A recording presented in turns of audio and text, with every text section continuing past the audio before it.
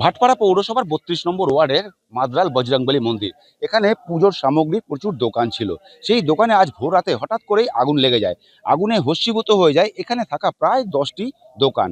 এবং এখানে যেহেতু পুজোর সামগ্রী ছিল, সেই পুজোর সামগ্রী থাকায় আগুনের তীব্রতা বেশি থাকায় সমস্ত দোকান কিন্তু পাশাপাশি সব ভস্মীভূত হয়ে যায়। কি থেকে এই আগুন লাগলো প্রাথমিকভাবে জানা না গেলেও স্থানীয়রা যারা মনে করছে এবং মন্দির কমিটির তরফ থেকে যেটা মনে করা হচ্ছে বা অনুমান করা হচ্ছে যে বিদ্যুতের শর্ট সার্কিট থেকে কিন্তু এই আগুন লেগেছে।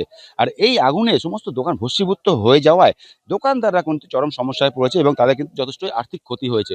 তারা কিন্তু প্রশাসন থেকে শুরু করে সরকারের কাছে দাবি রাখছে যে তাদের পুনর্বাসন দেওয়া হোক, না হলে তাদের যে সংসার পরিবার অত্যন্ত আর্থিক অনটনের মধ্যে পড়বে।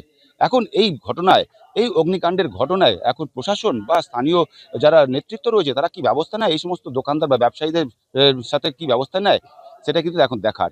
ভাটপাড়া থেকে দেবপ্রিয় সরকার, কলকাতা টিভি।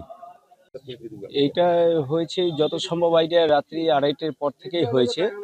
এই আমার ডান হাতে যে বাড়িটা আছে, বাড়ির বয়স্ক ভদ্রমহিলা, উনি রাতে দেখছে যে বাইরে এরকম আগুনের মতো কি জ্বলছে। তারপরে ওনার ছেলেকে ডাকে, বৌমাকে ডাকে, তারপরে আস্তে আস্তে সব আশেপাশে ডাকাডাকি হয়ে তারপরে এটাকে আগুনটাকে জল দিয়ে নেবানোর চেষ্টা করা হয়। আশেপাশে বাড়ির লোকরা বালতি বালতি করে জল নিয়ে চেষ্টা করেছে এবং আমাদের মন্দিরে যে সাবমার্সিবল আছে সেই পাইপ দিয়েও চেষ্টা করেছে, কিন্তু সবাই ব্যর্থ হয়ে গেছে একটাই ইয়েতে। যেহেতু মন্দিরের যে দোকানগুলো, ওগুলোর ভেতরে মোমবাতি, ধূপকাঠি, কর্পূর, ঘি এবং ধ্বজা যেগুলো সিনথেটিক, এগুলো সব মজুদ ছিল আর মজুদ থাকে, যেহেতু এই মন্দিরের দোকান, পুজোর উপকরণই থাকতে হবে। আমার এখানে দোকান, ওই ফার্স্ট দোকান আমার। আমি একটাই বলতে চাই, আমার দোকানটা করে দেওয়া হোক। একটাই বক্তব্য আমার দোকানটা, আমাদের আমাদের সবার সকলের দোকানটা করে দেওয়া হোক। অনেক বড় ক্ষতি হয়েছে। আমরা এবার কি করে দাঁড়াবো, কি করে উঠবো? আমাদের সেই ক্ষমতা নেই। দোকানের উপর দিয়ে আমাদের সবকিছু। আমি দোকানে প্রায় 50,000 টাকার, অনেক টাকা। কালকে বেচা কেনা হয়েছে যা টাকা, সেটাও আমরা নিয়ে যেতে পারিনি। দোকানে সমস্ত কিছু আমরা রেখে গেছি এখানে। দেখুন, অত্যন্ত দুঃখজনক ঘটনা যে কিছু মানুষ এই অঞ্চলের, যাদের এখানে কর্মস্থান ছিল মন্দিরের তরফ থেকেই,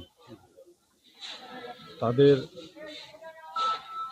জায়গা দেওয়া হয়েছিল এখানে এই মন্দিরেরই জন্যে সামগ্রী দিয়ে ব্যবসা বাণিজ্য করার। কিন্তু দুর্ভাগ্যবশত কালকে কোনোরকমভাবে হয়তো দোকানগুলো আগুন লেগে গেছে।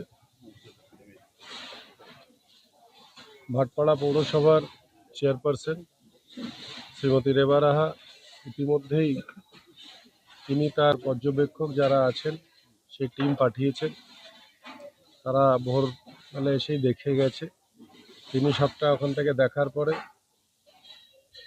তিনি এই সিদ্ধান্ত দিয়ে অলরেডি পাঠিয়ে দিয়েছে যে যত শিগগিরই হোক ওই দোকানগুলোকে পুনরায় নির্মাণ করে দেওয়া হোক। তো এখানে আমি আসলাম, যখনই শুনলাম, আমি প্রচারের মধ্যে ছিলাম, কিন্তু আমি শুনলাম কি আমাদের ভাই যারা আছে, রাত্রে গতকাল হনুমান জয়ন্তী উদযাপন হয়েছে, সব এখানে যত দোকান ছিল সেখানে রাত্রে আগুন লেগেছে এবং আগুন লেগে অনেকগুলো দোকান ভস্মীভূত হয়ে ছাই হয়ে গেছে এবং অনেক টাকার তাদের লস হয়েছে। আমরা যেহেতু মন্দিরের পাশে গতকাল এত লোক ছিল আর তারপরে রাত্রে ঘটনাটা হয়েছে, এটা তদন্ত করার প্রয়োজন আছে কি এটা কিভাবে আগুনটা লাগলো।